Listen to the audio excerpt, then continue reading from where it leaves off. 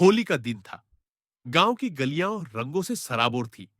हर ओर से ढोलक की थाप, हंसी ठिठोली और रंगों की बौछार गूंज रही थी।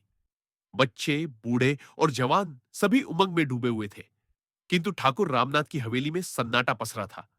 न कोई ढोल, न अबीर, न गुलाल। जैसे होली उनके जीवन से रूठ गई हो। रामनाथ एक बड़े जमींदार थे। उनके पास जमीन जायदाद, नौकर चाकर सब कुछ था। किंतु उनका बेटा श्याम, जो उनका एकमात्र सहारा था, शहर जाकर पढ़ाई के बहाने बिगड़ गया था। उसने वहां एक विधवा ब्राह्मणी से विवाह कर लिया और अपने पिता के आदेश को ठुकरा दिया। इस अपमान से रामनाथ का हृदय टूट गया था। उन्होंने श्याम को अपनी जायदाद से बेदखल कर दिया और गांव लौट आए। गांव में लोग उनकी प्रतिष्ठा से डरते थे, पर मन ही मन दया भी करते थे। उनकी पत्नी जमुना देवी दिन रात रोती रहती थी। वह बार बार कहती, बेटा है ठाकुर जी, खून का रिश्ता यूं नहीं तोड़ा जाता। पर रामनाथ की कठोरता चट्टान सी थी। उन्होंने कह दिया था, जो बेटा अपनी मां बाप की इज्जत नहीं कर सका, वह मेरा नहीं हो सकता। समय बीतता गया।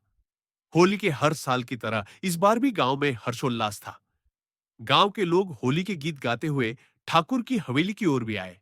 पर उन्होंने कहा, हमें क्षमा करें, हम अब त्योहार नहीं मनाते। लोग चुपचाप लौट गए।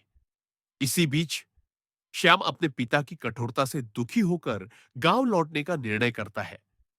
वह चाहता है कि होली के दिन वह अपने मां बाप से क्षमा मांगे और फिर से उनका बेटा बन जाए। उसकी पत्नी राधा भी उसे समझाती है, होली क्षमा का त्योहार है, चलो अपने मां पिता से माफी मांग ले। श्याम और राधा गांव पहुंचे। होली की शाम थी। दोनों ने पुराने कपड़े पहन रखे थे। चेहरों पर रंग था। वे चुपचाप ठाकुर की हवेली पहुंचे।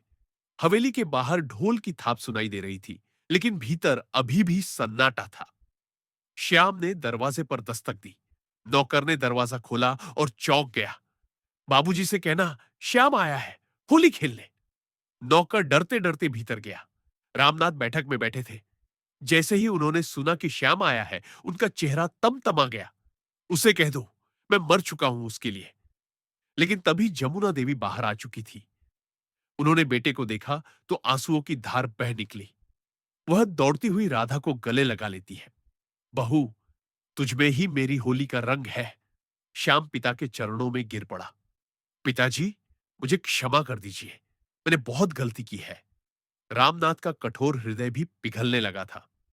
उनकी आंखें नम थीं, पर उन्होंने कठोरता से कहा, अगर मेरी बात मानते तो यह दिन देखने की नौबत ना आती। श्याम ने रोते हुए कहा, बाबूजी, मैंने जीवन में पहली बार अपनी मर्जी से कुछ किया और वही गलत निकला। मगर अब मैं आपकी मर्जी से ही जीऊंगा। होली खेलने आया हूं, आपके आंसुओं से। राधा ने थाली में अबीर और गुलाल लेकर दोनों के चरणों में रखा। बोली, होली रंगों का त्योहार है, पर इसका असली रंग रिश्तों का होता है। आइए, हम सब अपने मन का मैल धोकर एक नई शुरुआत करें।